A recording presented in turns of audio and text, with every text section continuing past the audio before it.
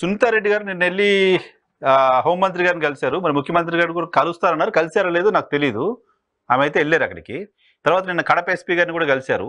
So Vivekananda Reddy గారి కేసుకు సంబంధించి కూడా ఇంట్రెస్టింగ్ డెవలప్మెంట్స్ ఏమైనా ఎక్స్పెక్ట్ చేయొచ్చా?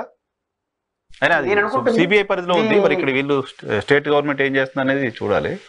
అంటే సిబిఐ కేసు ఇది, సిబిఐ నడుస్తుంది. ఈ ఎవరైనా కోరుకోగలిగింది ఏంటంటే తొందరగా ముగించండి అని.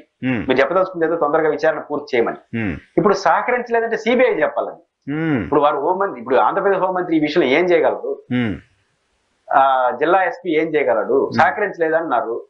సహకరించకపోతే ఆయన ఏం చేస్తారు? సహకరించలేదు వాళ్ళడితే చెప్తారు సమాధానం. అంటే జిల్లా ఎస్పీ చేసే పని కాదు ఇది.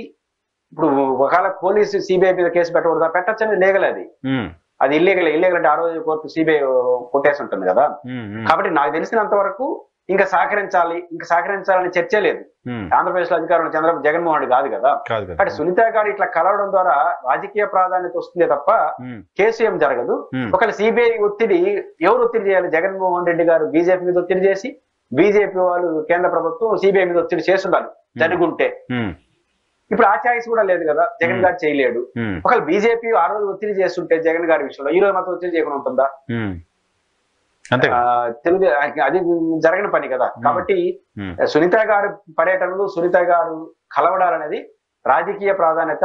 జగన్మోహన్ రెడ్డి గారికి మళ్ళీ కేసు ఇరిటేషన్ చేయడం అది కూడా ఎక్కువ జరగదు. సింపుల్ కొట్టేస్తారు మీరే కదా. ఢిల్లీలో ఉండేది మీరే, రాష్ట్రంలో ఉండేది మీరే.